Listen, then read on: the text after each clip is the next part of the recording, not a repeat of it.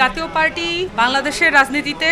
আওয়ামী লীগকে সহায়তা করে গড়ে ওঠা এবং সহায়তা করে টিকে থাকা একটা দল। বাংলাদেশে ফ্যাসিবাদ কায়েম করার জন্য সবচেয়ে যদি আমি বলি যে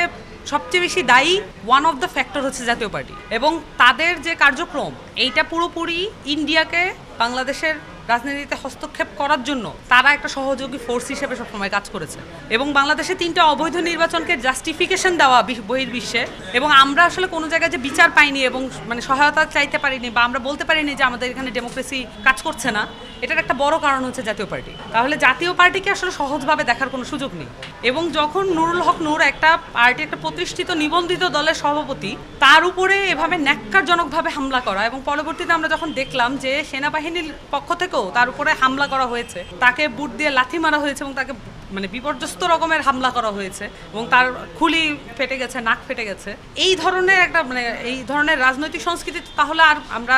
কি পরিবর্তনের জন্য লড়াইটা করছি? নুরুল হক নূর এখানে বাংলাদেশের গণতান্ত্রিক সংগ্রামের একটা খুব গুরুত্বপূর্ণ জায়গায় আছে এবং আমাদের দলের সাথে যেহেতু দুইটাই তরুণদের দল, এক ধরনের কিন্তু একটা মানে তরুণদের রাজনীতির ভিত্তিক একটা বোঝাপড়া কিন্তু আমাদের মধ্যে আছে। সেই জায়গায় নুরুল হক নূরের উপরে এই হামলাটা, এটা আমরাকে মনে করি যে আওয়ামী লীগকে ফিরিয়ে আনার এবং বাংলাদেশের রাজনীতিতে ইন্ডিয়ার হস্তক্ষেপ বাড়ানোর একটা অশনি সংকেত হিসেবে আমরা এটাকে দেখছি এবং আমরা মনে করি যে এইটাকে প্রত্যেকটা রাজনৈতিক দলেরই খুবই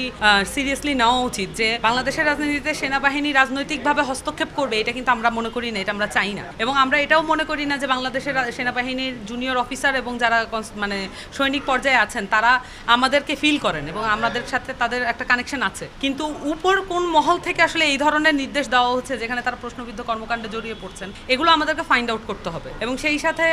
ডিজিএফআই সহ অন্যান্য যতগুলো সংস্থা আছে সেনাবাহিনী, তাদের মধ্যে যারা যারা আওয়ামী লীগের সময় গুম খুন ইত্যাদির সাথে জড়িত ছিল, তাদের যদি বিচার প্রক্রিয়াটা মানে শুরু করা না যায় তাহলে এই সমস্যাগুলো আমরা সমাধান করতে পারবো না। আমার ধারণা বিচার প্রক্রিয়া যদি সমাধান করা যায়, বিচার প্রক্রিয়া যদি আমরা আগাতে পারি এই সেনাবাহিনীর মধ্যে বা আইনশৃঙ্খলা বাহিনীর মধ্যে, তাহলে এই বিষয়গুলো আসলে কমে আসবে। কিন্তু জাতীয় পার্টিকে অবশ্যই আওয়ামী লীগের মতো করেই আমাদেরকে দেখতে হবে, কারণ তারা কোনো অংশে কম দায়ী না এই বাংলাদেশের ফ্যাসিবাদ কায়েমের জন্য।